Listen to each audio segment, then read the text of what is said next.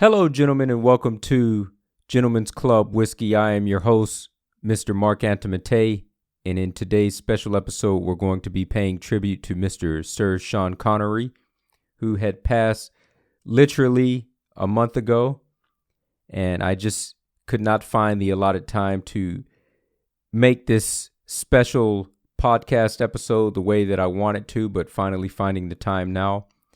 When he had passed, I had gotten the notification on my phone from the BBC just minutes right after it was announced. And I was very disheartened and I was very sad by the news. But knowing that he lived a full life until the age of 90, I was very happy to hear that he's gone peacefully. And so in this episode, it's going to be all about him and the literary character James Bond and his creator, Mr. Ian Fleming, and all three of their associations with whiskey. First things first, before we get started with this episode, I have the Hakushu Single Malt Whiskey from Suntory Distillery with me. I'm going to pour a small dram of this so that I can enjoy it throughout this episode.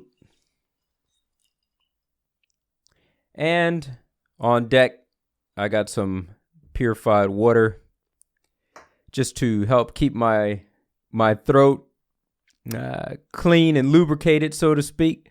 Because I know when I'm doing a lot of speaking engagements and I'm drinking whiskey at the same time, my throat gets very dried out. Start stuttering and things, and gotta keep my throat, just gotta keep it lubricated, so to speak. This one smells very, very wooded, floral, like the forest. Let's have a quick sip of this before we get on with it.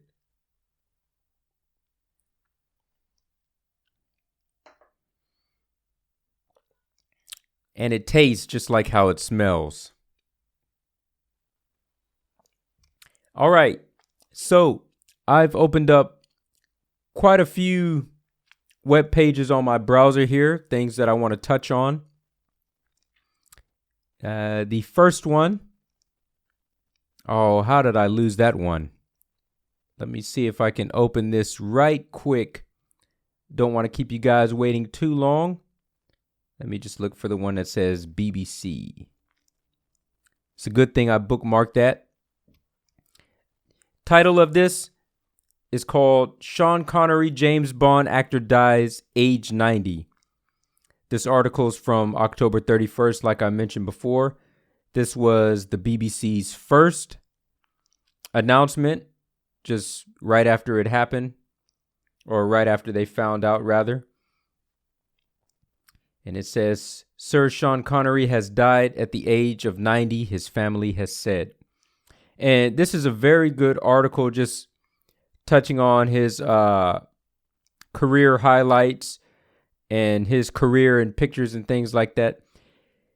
And soon after this, they meaning the BBC, they did put out an obituary on Sir Sean Connery. Let me open this one up real quick and just take a quick peek at this. This one also came out on October 31st, but the information inside of this obituary is not too much different from the information that you would find from this initial article, again called Sean Connery, James Bond actor dies, age 90. So the information between them is kind of more or less the same. Picture's a little bit different. It's worded a little bit different, but more or less, they're both good reads, and I recommend that you go and read both of them. And through the first article that I mentioned, you can access the obituary for Sir Sean Connery through that. Let's see. Is there anything inside of here that I want to mention? Just the 7 as 007, Connery's Bond movie. So it lists all 7 of his tenors playing James Bond. even including his non-Eon production of the 1983 film Never Say Never Again. And I want to talk on that movie in particular quite quickly, as I called my best friend David Gregory on the telephone as soon as I saw this, because we were both lovers of James Bond, and we were talking about we should do something to pay tribute to the actor.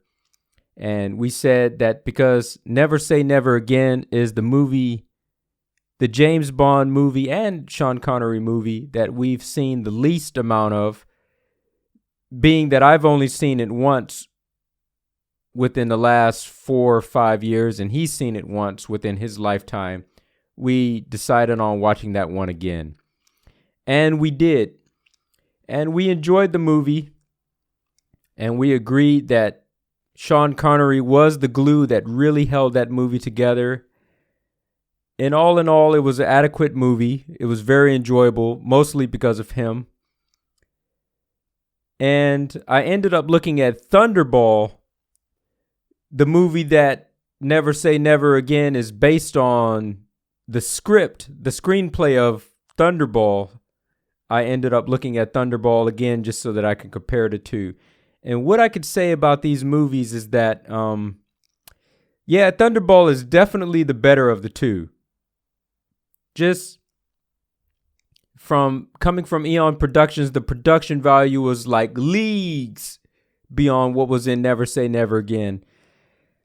Bond had some good fights in Never Say Never Again. There was like a big Russian guy that he was fighting inside of the kitchen, and that fight lasted about a good 5 minutes. It was very entertaining. That was probably the best fight in the movie. And the ending, I'm trying to think of the villain's name of this movie. How could I have just forgotten that so quickly? Starts with an L. Oh, man. Am I going to have to look this up real quick? Let me look this up real quick. Villain of Thunderball. Largo. That's the guy's name. Okay. So when he was fighting Largo at the end of Never Say Never Again, it was just a knife fight inside of the ocean just between Bond and Largo. And it was very underwhelming. I mean, if you had never seen Thunderball, maybe it might be something great, but after looking at the big underwater battle sequence between the CIA and James Bond and Largo and his henchmen in Thunderball, I mean, that was like a comparison between both of these movies throughout. One just had the production value just set leagues beyond the other one. But all in all, they were both entertaining movies, but one was clearly better than the other one. But I enjoyed looking at at Sean Connery wrap up his James Bond career in that final film that is non-canon with the other 6 films that he's played in. But going back to this BBC article before I start rambling, it just mentions that he's played James Bond 7 times, and it lists his filmography for playing that character. So let me go ahead and close out these BBC articles real quick. Let's start talking about some whiskey now. First article that I want to get into, let's get into the creator first, because he's the one that brought the character, and I guess by virtue, by association, Sean Connery playing the character into prominence and into fame. I'm looking at this article now from an online magazine called Spectator Life, and the website itself is called life.spectator.co.uk. So it's definitely a British website. The title of this article is called The Greatest Whiskey Drinking Writers of All Time. And this article is from Ben McFarland and Tom Sandham, and it was released on the 18th of May, 2017. So it's about 3 years old. It lists many literary writers inside of here. Hunter S. Thompson, and let's see who else. Robert Burns, Graham Greene, Haruki Murakami. Let's just skip these guys because we're just supposed to be focusing on just what I said I would be. So Ian Fleming is the second person to be mentioned inside of this article. It says, read while drinking an old fashioned. I'm looking at a picture of Ian Fleming at his home Goldeneye in Jamaica. He's sitting at a typewriter, cigarette in hand, and he's looking at the camera, smiling. And what does it have to say about him? It says, Fleming enjoyed a gin, but it was advised to switch to bourbon by the doctor. And while his most enduring character, Bond, James Bond, is known for a martini, he orders more Scotch and American whiskey in the books. So that's an interesting tidbit for all you James Bond fanatics out there, is that James Bond actually drinks more whiskey than martinis. And I believe the martinis was just sort of a thing that took off in the films, but in the books, it is what it is. Continuing on, it says, we'd ask James to drink Lee's, drink better, but then we'd never had to kill a man and rustle up some charm for the ladies in the same day. So who are we to judge? Added to which, he's not a real person, so we can enjoy his litany of literary liqueur indulgences. The Bond of the book sipped scotches such as Haig and Haig, Black and White, and Johnny Walker, amongst others. But the Americans make more of a mark on his liver. Indeed, Jack Daniels is ordered in on Her Majesty's Secret Service, and you only live twice. Virginia Gentleman Bourbon is in The Spy Who Loved Me. Harper Bourbon in On Her Majesty's Secret Service. Canadian Club in Dr. No. And Walker's Deluxe in The Man with the Golden Gun. Japanese also gets a look in. Suntory, the sip of choice. Jack is a familiar to drinkers as Fleming's apparently secret agents is to bad guys. But if you're committed to character, try the single bourbon. And there's a plug here for whiskey from the Whiskey Exchange for 42 pounds. Or use it in an old fashioned. So that was a rather interesting article that I thought I would share with you guys.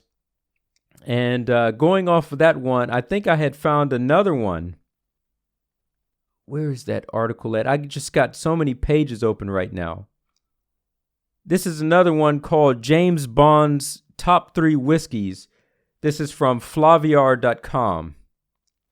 There's no date on this article. I'm going to skim through this, and I hope I don't lose my spot and get confused in what it is I want to say. It says, do you like your whiskey shaken or stirred, Mr. Bond? Granted, whiskey might not be the first drink that springs to mind when you think of 007, but over the years, the British spy has had his fair share of drinking moments that do not include the iconic vodka martini. If you go off the original books written by Ian Fleming, you could even go as far to say that there are very few drinks that Bond isn't willing to try. Self-made cocktails, champagne, whiskey, vodka, rum, wine, beer, you name it. The world's most famous spy probably had it twice. Therefore, giving you a full breakdown of Bond's drink choices might require us to invest in a new website server. So let's just focus in on Scotch. Here are the 3 whiskeys you will need to get on your shelf if you want to drink Scotch like James Bond. So this is just Bond and Scotch with none of the bourbon, even though the previous article that I read said that he drank more bourbon than anything else. It says the first drink is a Scotch and soda. Before the dawn of Hollywood movie budgets, the brand name of James Bond's whiskey rarely appeared in the 007 novels, although the books contain several references to James sipping on Scotch and soda. Come on, I want some names of some actual brands here. Just skimming ahead. There's also one brand that appears enough times during the novels for us to assume that Bond did have a preference.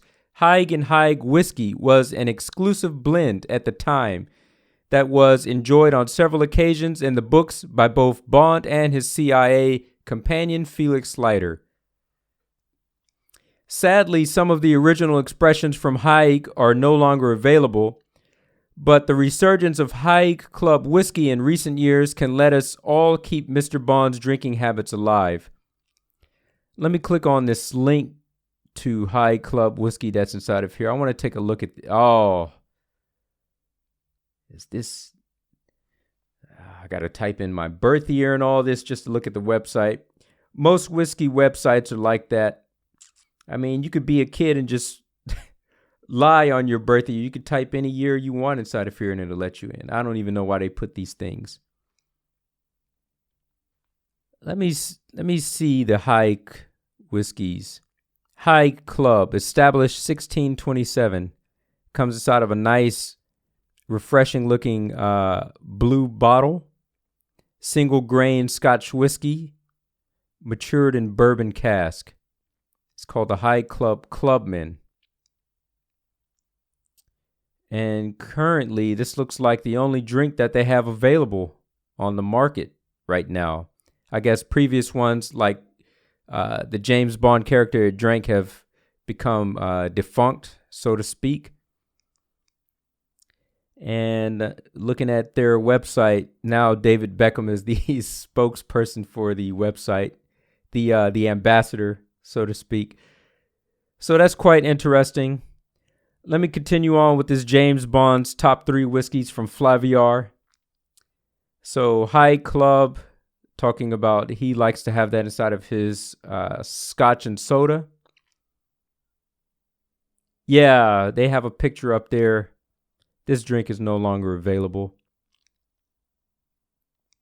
Bond's Everyday Dram. Let's see. Luckily, the legacy of 007 has outlived the 50s and 60s, and in recent years, thanks to the wonders of product placement sponsorship, we have seen Bond enjoy the delights of single malt Scotch whiskey. Now they're talking about the films. Firstly, Talisker appearing in The World Is Not Enough and Die Another Day. During both, bottles of Talisker make an appearance in M's office. The glass Bond drinks from during The World Is Not Enough even triggers his realization that a bomb is about to be detonated and kills Sir Robert King. Despite the brief appearance, the Bond nerds out there did their research and found that the Talisker bottles in the film used an older style of label designed for the 10-year-old malt. A whiskey not to be wasted. Let's see. Macallan 1962 whiskeys are part of a range created by the distillery using their rarest and finest cask. And when does he have this? In an infamous scene, a bottle from the range is introduced by Bond's nemesis Silva as a 50-year-old Macallan, a particular favorite of yours, I understand. So that's from Skyfall. Let's take a look here. A Macallan 1962 range. Wait, hold on. Let's see here. A 25-year-old was sold on auction for approximately $15,000 and makes sense as the bottle from the movie. All right. And one final thing. In Spectre, for example, Bond can be seen sipping on Macallan 18 at his home in London. While it is not described as a particular favorite, this sherry celebration of a dram might just give your Bond Scotch collection the final Macallan hit that it desperately needs. Let's close out this article. Let's see what else I have available. Let's get on to Sir Sean Connery, because this is supposed to be about him. I'm just talking about Bond, more or less. Let's talk about Sir Sean Connery. So it took him a long time to promote whiskey, especially Scotch whiskey. He promoted whiskey from other countries first and foremost before he did his own country. And the first time that he engaged in product placement was for Jim Beam in 1966 and 1967. I'm looking at a website now called clickamericana.com called Sean Connery for Beam. And this article showcases a few movie posters, movie-style posters of Sean Connery sitting down at a desk holding a tumbler glass with ice inside of it and having like a highball with Jim Beam. And I think this movie's from 1967. I could be wrong about that. Could be from 66, but I believe it's 67. At the same time, while promoting You Only Live Twice, he was promoting James Beam. So there is a quote that goes across all of these posters, and it says, the taste is distinctive. The man is Sean Connery. The bourbon is Jim Beam. And it has a little plug for the movie at the bottom of this first poster that I'm looking at, and it says, see Sean Connery in You Only Live Twice. He looks very Bondish inside of this, wearing a suit jacket, a yellow shirt that's unbuttoned, no tie, and he has a turtleneck underneath that. And there is one more You Only Live Twice poster that's a little bit different from the previous one. It almost looks like Christmas. He's holding up a tumbler again with ice inside of it. And to the right of that, it has just a bottle of Jim Beam. But as you can see behind Sir Sean Connery, he has like a Christmas wreath behind him. And it has like, it's kind of out of focus, the depth of field. It got the bouquet balls on the Christmas wreath lit up. But you can clearly tell that it's a Christmas wreath, so it's holiday time. The Jim Beam bottle, the box that it comes in looks very Christmas-like with wreaths on it and lots of green and red on it. Connery inside of this poster is wearing a black suit jacket and a red shirt with no tie. Looks very dandy in all of these. And there is another movie that was promoted. In 1966, this Warner Brothers movie, they got a quick plug as well. Sean Connery holding up a tumbler glass inside of this one full of ice. And he got the Jim Beam bottle behind him. And it says, see Sean Connery in the new Warner Brothers film, A Fine Madness. But that was the first time that he's promoted a whiskey was for the Americas. Let's go ahead and close this one out. The second time that he's promoted a whiskey, Sean Connery that is, was for Suntory. Some websites say that this advertising began in 1991, but I believe it's from 92 actually. He's done 2 commercials for Suntory Crest. And if you were to take a look at my YouTube website, my YouTube page, Gentlemen's Club Whiskey, you could find both of these commercials on there. Let me click on one of them real quick. I don't know what year this Suntory Crest whiskey is. I think it's aged whiskey, but I'm not too sure about that. Yeah, so I have it written down inside of my description. I'm not going to watch the video now. But it says, aged 12 years whiskey. Suntory, I believe, no longer makes Crest brand whiskey anymore, but in Japan, you can still find it on some auction websites. And I don't want to say it's readily available, but it's easy to get. And I should get it at some point in time, just so that I could talk about it, just mainly for the fact that Sean Connery has drank it. And me, myself, I'm trying to taste as many distinctive, unique Japanese whiskeys as possible. And this is one of the ones that I have not had yet. So I do definitely need to get on this and drink that. So he's done 2 of these commercials for Suntory. Let's say circa 1992, because They could have been 1991, but I believe it was 92. And the final time that he's had a whiskey. See, I'm already losing stuff here. I had so many links open. Okay, here we go. This is the final article on Sean Connery. This one is from January 22nd, 2004. And the title of this is called Sean, so tongue-tied. Sir Sean swaps his martini for Scotch. And this is from a newspaper called The Scotsman, but I'm looking at it on scotsman.com. News you can trust since 1817. Sir Sean Connery does $1 million deal to promote Dewar's whiskey, his first campaign for Scottish whiskey, but the caveat, it won't be shown in the UK.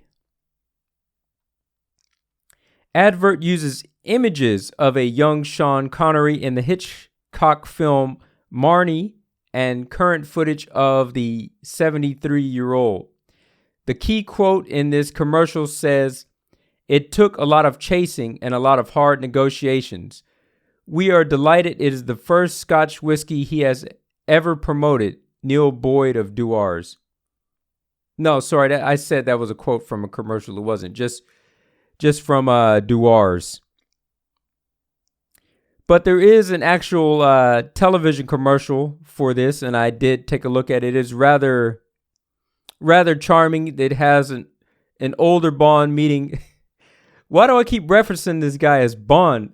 It has a older Connery meeting his younger self and giving himself this whiskey to drink.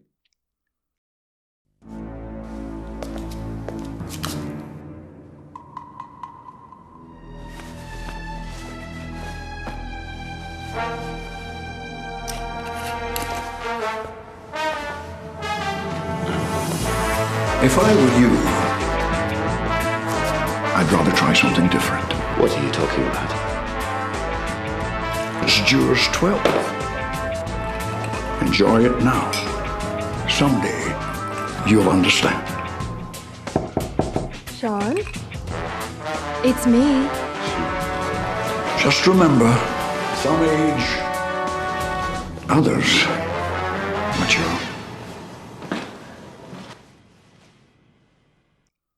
And the promotion is for Dewar's 12-year-old, which will not run in the UK, but will instead focus on the emerging markets of Lebanon, Greece, Mexico, Venezuela, Russia, Thailand, Puerto Rico, and the Dominican Republic.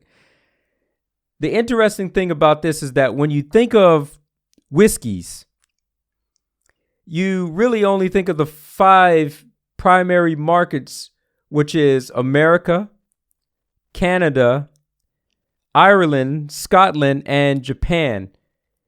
It's rather refreshing to see that they're marketing this towards the markets that nobody really thinks about when you think of whiskey. But whiskey's a world drink that's enjoyed all over the world. So let these guys enjoy it. Let's market something towards them. Yeah, why not? Why not? I'm happy for these guys. And it says television and cinema commercials with subtitles will run alongside poster advertising with a strapline. Some age, others mature. And the campaign will run until March 2006. So this article came out in 2004. So that's about a 2-year run that they acquired Mr. Sean Connery for to promote this brand. I've seen the Dewar's 12 years just the other day. I went inside the supermarket, saw it sitting on the shelf. I might have to try this one at some point as well. Never had it before. But it looks like a good Scotch whiskey. Yeah, when I saw this commercial between him and his younger self, the old Sean, he heads for the door and he looks at the camera and he says, "Some age, others mature." And I thought it was rather charming. I chuckled a little bit at the end of that. yeah, there you have it. I think I touched on everything that I needed to. What is this? This is another website I'm looking at called FlemingsBond.com, and the category is called whiskey. And it's talking about James Bond and whiskey. I don't think I'm going to speak anymore. I'll try to leave as many of these links as I can down inside the description, whether you're looking at this on YouTube or you're listening to it on Spotify or iTunes. I'll try to leave as many links down to these websites that I reference throughout today's episode so that you guys can look at it and read it on your own time at your own pace and enjoy it. Because I was just taking out bits and pieces from each one, just talking about the highlights, just to give you guys the tidbits and so you won't be alone in the dark on this topic of Sean Connery and James Bond and Ian Fleming enjoying whiskey. But probably Bond's number one drink, and I'll have a sip to that.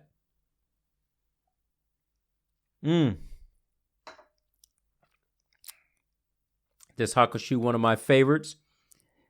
It's just the bottle that I had sitting on my desk, so it's the one that I opened just to enjoy right now. But this is from Suntory, but I wish I had the other Suntory, the Crest 12 years old, to enjoy. That would have been a nice correlation with this episode, but unfortunately, I can't, so I ain't. Anyways, gentlemen, I think I've rambled long enough. Time to close out this episode. Salute to you wherever you may be out in the world, gentlemen. Make sure that you drink responsibly, and as always, you guys know what to do. Keep it classy, and I'll see you guys again in the next one.